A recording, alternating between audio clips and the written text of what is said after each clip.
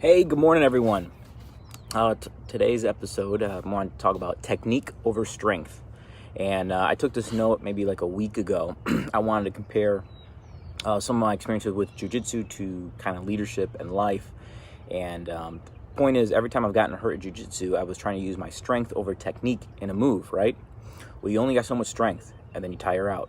Once you have technique, you can keep doing the skill over and over, and it's actually the sport is designed for a smaller, not as strong person to overcome a larger opponent by using technique.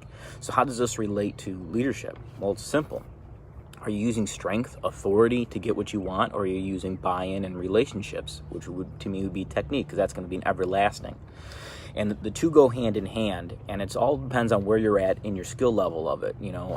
So for jiu-jitsu, you start at white belt. Most places, white belt, blue belt, purple, brown, and black. The white likes to use the strength. So you're going to see that all over. And I'll talk about a book once I finish it. But it was talking about just where people are at with leadership. Just because someone makes a company officer or chief officer doesn't mean they're at that level they need. Some people will call it like emotional intelligence, whatever it is. But just everyone develops themselves at a different rate, and that's why maybe some of the frustrations you might have, or you see, or maybe your crew has, because maybe you're not there yet. It's calling, where you're at on the level. And so I want to give you guys another develop yourselves, use your technique instead of the authority. But here's another pitfall, and I fall for this, but the reason it's always on my mind is because I had a company officer some years back that I swear every shift they must put an hour in just to try to figure out what SOP I violated so that they could use it as an example for corrections instead of just talking to me about it. And I would get it, and these were my personal frustrations with that. I'm like, you don't follow everything either. Why am I being nitpicked on this? Now, SOPs should be followed. I understand that. But unfortunately, agencies, we get so many that they almost contradict each other, and then is it the culture of the place following it, etc., etc. So it's your choice to pick. I believe in a nice balance. I choose to really enforce anything with safety and everything. If we're not following it to a T, I have a good reason for it. Does that make sense? And here's a takeaway from it. So an SOP is written on paper, right? How strong is that piece of paper? So if you're constantly referring to an SOP of why to do something, it's as strong as a piece of paper.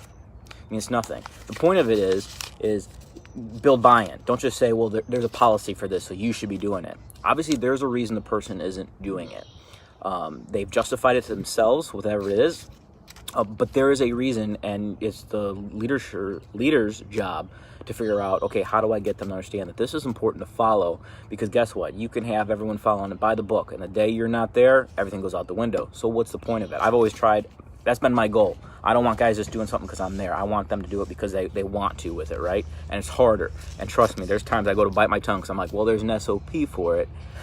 And then I'm like, well, my argument is null and void, because unless you're following every single one every single day, people are gonna look for reasons with it if you're gonna be resorting to, hey, that's on a piece of paper. So that's just something to think about.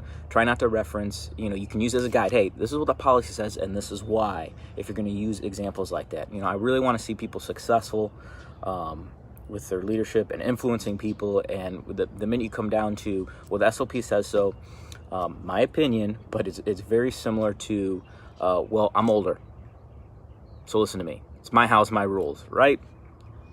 Is there a time and a place for that? Okay, I don't think it's the best way of it. So take it for what it's worth, guys. Focus on using technique over strength. And remember, using policies as your backbone is you're only strong as a piece of paper.